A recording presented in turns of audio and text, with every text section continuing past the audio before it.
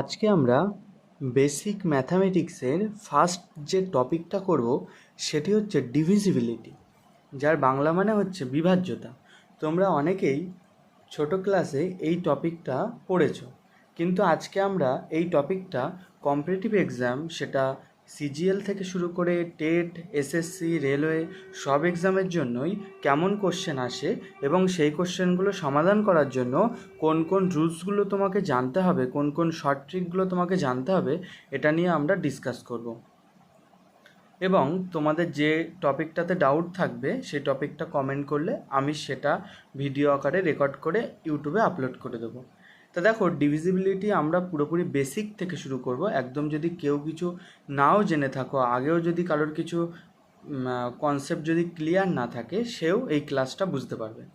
এই কনসেপ্টটা করার আগে প্রথমে আমরা যে জিনিসটা বুঝবো, তোমরা অনেকেই ওই জিনিসটা মাঝে সাঝে প্রবলেম হয়ে যায় যে যে কোনো সংখ্যার মাথায় পাওয়ার থাকলে কি হয় এবং কোনো সংখ্যার সাথে অন্য সংখ্যার মাল্টিপ্লিকেশন হলে কি হয়। যেমন আমি যদি বলি যে 2³ আর আমি যদি বলি 2 × 3, এই দুটোর মানে কিন্তু সেম নয়।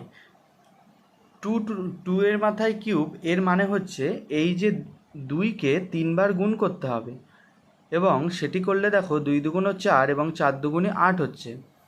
আর এটির মানে দেখো 3 × 2 = 6 হচ্ছে। তার মানে মনে রাখবে যে 2³ মানে এটাকে কি বলা হয়, পাওয়ার বলা হয়, এবং ইংলিশে বাংলাতে বলা হয় ঘাত। তোমরা যারা বাংলা মিডিয়ামে পড়েছো, যারা ইংলিশ মিডিয়ামে পড়েছো, দুটো ল্যাঙ্গুয়েজে আমি লিখব। বেশি ইংলিশটাতেই আমরা কোশ্চেনগুলো সলভ করব, কারণ ইংলিশটাতেই তো তোমাদের পরীক্ষাতে কোশ্চেন থাকবে, ওই জন্য। আশা করি তোমরা বুঝতে পারলে যে পাওয়ার এবং নর্মাল গুণের মধ্যে, মাল্টিপ্লিকেশনের মধ্যে পার্থক্যটা কী। এবার আমরা যেটা শিখব সেটা হচ্ছে ডিভিজিবিলিটি রুল, মানে কোন সংখ্যা কী দিয়ে বিভাজ্য হবে বা ভাগ যাবে সেটি আমরা কিভাবে বুঝব। দেখো, প্রথমে আমরা লিখব রুল অফ 2। রুল অফ 2, কোনো সংখ্যা 2 দিয়ে ভাগ হবে, এটা তোমরা কিভাবে বুঝবে। দেখো, রুল অফ 2তে কী বলা হচ্ছে, number will be divisible by 2 if last digit be is divisible by 2। যদি কোনো সংখ্যার একদম শেষ সংখ্যাটা যদি 2 দ্বারা ভাগ যায়, তার মানে সেটি হচ্ছে যে 2 দ্বারা ডিভিজিবিলিটি রুলটাকে আমরা স্যাটিসফাই করবে।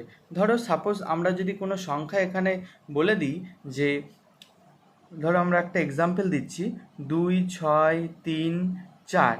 দেখো, আমরা যদি তোমাকে যদি কেউ কোশ্চেন করে এটি কি 2 দ্বারা বিভাজ্য হবে, তাহলে তুমি কি চেক করবে? তাহলে তুমি চেক করবে 2 এর ক্ষেত্রে একদম লাস্ট সংখ্যাটা কি আছে, 4 আছে। এই 4টা কি 2 দ্বারা ভাগ যায়? হ্যাঁ, তোমরা ছোটোবেলা থেকে পড়েছো 2 এর নামটাতেই এখানে 2 × 1 = 2, 2 × 2 = 4। তার মানে এই যে পুরো সংখ্যাটা, এটি কিন্তু রুল অফ 2 মানে 2 দ্বারা বিভাজ্য হবে। ঠিক আছে, এবার কেন আমরা 2 এর ক্ষেত্রে শুধুমাত্র লাস্ট সংখ্যাটাই চুজ করছি? কারণ তোমরা মাথায় রাখবে একটা, যে 2কে যদি 2 এর পাওয়ার আকারে প্রকাশ করতে হয়, তার মানে তোমরা আগেই শিখেছো যে 2কে ধরো 2 এর পাওয়ার আকারে প্রকাশ করছি, তাহলে কিন্তু আমার 2 এর মাথায় 1 হচ্ছে, তাই না? যদি 2 এর মাথায় 2 বসিয়ে দিই, তার মানে কিন্তু 4 হয়ে যাবে। সুতরাং 2 এর মাথায় কত আসছে? 2 এর পাওয়ারে আসছে 1। ওই জন্য 1 আসছে বলেই আমরা লাস্টে শুধুমাত্র একটা ডিজিট আমরা কিন্তু চেক করছি। আরও আস্তে আস্তে বুঝতে পারবে, কারোর যদি ডাউট থাকে এবার তোমরা আরও ভালো করে বুঝতে পারবে। দেখো, এবার যদি আমরা রুল অফ 4, কোনো সংখ্যা 4 দিয়ে বিভাজ্য, এটা তোমরা কিভাবে বুঝবে? দেখো, 4-এর রুলটা তোমরা কিভাবে বুঝবে? Last 2 digits is divisible by 2। কেন বলো তো লাস্ট 2 ডিজিট নিচ্ছি? এখানে আমরা লাস্ট 2 ডিজিট নিচ্ছি এবং এখানে আমরা লাস্ট শুধুমাত্র 1 ডিজিট নিচ্ছি 2 এর ক্ষেত্রে। দেখো, 4-এর ক্ষেত্রে কেন দুটো আমরা ডিজিট চেক করব? দেখো, যদি আমরা 4কে যদি 2 এর আকারে প্রকাশ করতে যাই, তার মানে তোমরা নিশ্চয়ই জানো, তাহলে আমাকে 2 এর পাওয়ারে কিন্তু 1 বসালে হবে না। 1 বসালে তাহলে তো 2 হয়ে যাচ্ছে, কিন্তু আমার তো দরকার 4। ওই জন্য 2 এর পাওয়ারে আমাকে কত বসাতে হবে? 2 বসাতে হবে। এবার ওই জন্যই আমাদের কিন্তু লাস্টের দুটো সংখ্যা চেক করতে হচ্ছে। কিন্তু আগেরটাতে কী হয়েছিল, এই যে রুল অফ 2তে 2কে তো আমরা 2 এর মাথায় 1 বসালেই প্রকাশ করতে পারি, তাই না? টু এর মাথায় টু বসালে তো 4 হয়ে যাবে, সেক্ষেত্রে তো রুল অফ টুটা স্যাটিসফাই করবে না। সুতরাং আমরা কিন্তু লাস্ট 1 ডিজিট আমরা চেক করছিলাম। আর এখানে 4কে প্রকাশ করতে গেলে 2 এর মাথায় 2 বসাতে হবে, মানে মেন কথা হচ্ছে সবার নিচে 2 থাকবে। এবার 2 এর মাথায় কত বসালে তোমার এই রুলটা চলে আসছে সেটাকে তোমাকে দেখতে হবে। তো এখানে দেখো 2 এর মাথায় 2 বসালে তুমি এই 4টা ফিরে আসছে, এই যে 2 এর মাথায় 2 বসালেই 4 ফিরে পাচ্ছিলে, কিন্তু আগের অঙ্কটাই 2 এর মাথায় 1 বসালে তুমি 2 ফিরে পাচ্ছিলে। ওই জন্য আমরা কিন্তু 2 এর ক্ষেত্রে লাস্ট 1 ডিজিট চেক করব এবং 4 ক্ষেত্রে লাস্ট 2 ডিজিট চেক করব। আমি যদি একটা এক্সাম্পল দিয়েছি 2 1 3 2, তাহলে আমি যদি বলি এটা 4 দ্বারা কি বিভাজ্য হবে, ডিভিজিবিলিটি কি হবে, তাহলে তুমি কটা সংখ্যা চেক করবে, লাস্টের থেকে একটা দুটো, লাস্ট দুটো মানে 32। এবার তোমরা দেখো 32 কি 4 দিয়ে ভাগ যায়, দেখো 4 8টা 32 হয়ে যাচ্ছে, 8 দিয়ে গেলে হয়ে যাচ্ছে, মানে এই যে পুরো সংখ্যাটা, এই পুরো সংখ্যাটাই কিন্তু 8 দিয়ে ভাগ যাবে। এগুলো হচ্ছে শর্টকাট মেথড। আর তোমরা যদি লেন্দি মেথডে করতে যাও সেক্ষেত্রে কিন্তু তোমাদের অনেকটা টাইম ওয়েস্ট হয়ে যাবে।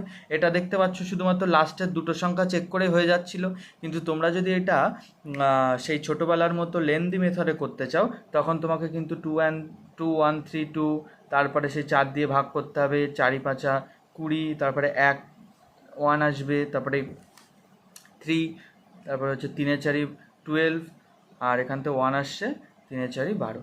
এখানেও দেখো এই যে ভাগটা মিলে যাচ্ছে, এখানেও দেখতে পাচ্ছ ভাগটা এই যে শেষে 0 চলে আসছে, শেষে 0 চলে আসা মানে কি, সেটা 2 দ্বারা সেই সংখ্যাটা, এই সংখ্যাটা 4 দ্বারা বিভাজ্য।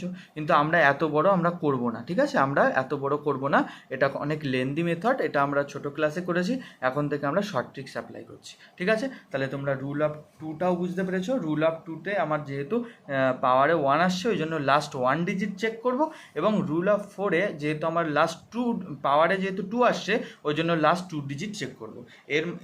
এর মাধ্যমে তোমরা খুব বড় বড় ক্যালকুলেশন খুব ইজিলি করতে পারবে। আমি যদি তোমাকে একটা সংখ্যা দিই 2 1 5 6 7 9 3 2 5 4, তুমি এত বড় সংখ্যা যদি এই লেন্দি মেথডের মাধ্যমে 4 দিয়ে ভাগ করে 4 দিয়ে ভাগ করে চেক করতে যাও যে এটি 4 দিয়ে ডিভিজিবল হচ্ছে কি হচ্ছে না, সেক্ষেত্রে কিন্তু তোমাদের অনেকটা টাইম চলে যাবে। কিন্তু তোমরা যদি শুধুমাত্র এই রুলসটাকে ফলো করো যে 4 এর মাথায় কত বসালে 2 এর মাথায় কত বসালে 4 ফিরে পাবে, 2 বসালে, তার মানে আমরা শুধুমাত্র লাস্ট 2 ডিজিট চেক করব। তা জানো যে লাস্ট 2 ডিজিট যদি চেক করো তাহলে অনলি 54, দেখো তো 4 দিয়ে যাচ্ছে কিনা, 4 1 4 1 4, 3 4 12 হয়, 3 4 12, লাস্টে 2 থাকছে, তার মানে এটা কি মিলছে, ভাগ কি শেষ হচ্ছে না, আগেরটা যেমন 0 চলে এসেছিলো, এটা হচ্ছে না, তার মানে এইটা কিন্তু 4 দিয়ে ইজ নট ডিভিজিবল। এবার দেখো আমরা রুল অফ 8 পড়ব।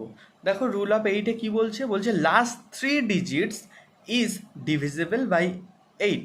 কেন লাস্ট 3 ডিজিট, কারণ 8কে যদি তুমি 2 এর পাওয়ারে প্রকাশ করো তাহলে দেখো 2 এর মাথায় 1 বসালে কি 8 হবে, 8 কি হবে, 2 এর মাথায় যদি 1 বসাও তার মানে তো 2 একবার, তার মানে 2 হচ্ছে, আর তুমি যদি 2 এর মাথায় 2 বসাও তার মানে কত হচ্ছে, 2 গুণ 2 মানে 4 হচ্ছে, আর 2 এর মাথায় যদি 3 বসিয়ে দাও তাহলে দেখো 2 গুণ 2 গুণ 2, 2 দুগুণ 4, 4 দুগুণ 8, দেখো 8 ফিরে পাচ্ছ, আর তোমার তো 8ই দরকার, তার মানে লাস্টে আমার এইটা ঠিক, এটাও ভুল এবং এটাও ভুল, তার মানে দেখো এটাতে কী হবে বলো তো, 2 টু দি পাওয়ার কিউব, পাওয়ারে কত চলে আসছে 3, এই 3 আসছে বলেই কিন্তু আমরা লাস্ট 3 ডিজিটকে চেক করছি। আশা করি তোমরা খুব সহজেই বুঝতে পারছো। তার মানে যখন রুল অফ 2 করব তখন আমরা লাস্ট 1 ডিজিট চেক করব, যখন রুল অফ 4 করব তখন লাস্ট 2 ডিজিট চেক করব, এবং যখন 8 করব তখন আমরা লাস্ট 3 ডিজিট চেক করব। বুঝতে পেরেছো? এবার দেখো আমি ধরো একটা এক্সাম্পল দিয়ে দিলাম, আশা করি আই হোপ তোমরা খুব ভালো বুঝতে পারছো। আমি ধরো একটা এক্সাম্পল দিলাম 7 9 3 2 4 4 2 1 9 6 4। আচ্ছা, তোমরা যদি এটা ছোটোবেলার নিয়মে যদি ভাগ করতে চাও, এটা যদি ছোটোবেলার নিয়মে ভাগ করতে চাও তাহলে তোমাদের অনেক টাইম লাগবে, একদম ধরে ধরে সেই দুটো সংখ্যা নিয়ে ভাগ করতে হবে, তারপরে দেখতে হবে শেষে 0 আসছে কি আসছে না, এটা অনেকটা টাইম যাবে, এই জন্য আমরা এই পদ্ধতিতে করব না। তাহলে আমরা কি পদ্ধতিতে করব, আমরা করব সেই রুল অফ 8 যেটা শর্টকাট মেথড। এই শর্টকাট মেথডে কি বলছে, যখন 8 দিয়ে ভাগ চেক করব তখন লাস্ট কটা ডিজিট চেক করব, 1 2 3, তার মানে 964, এই অনলি এইটাকে আমরা চেক করবো। দেখো 964, দেখো কত বড় ভাগটা আমরা খুব সহজেই করতে পারছিলাম, তাই তো? কত বড় ভাগটা আমরা খুব ইজিলি করতে পারছি। তাহলে 8 দিয়ে যদি তোমরা এখানে ভাগ করো, তাহলে 8 এককে হয়ে যাচ্ছে কত? দেখো 8 এককে হয়ে যাচ্ছে এখানে 8।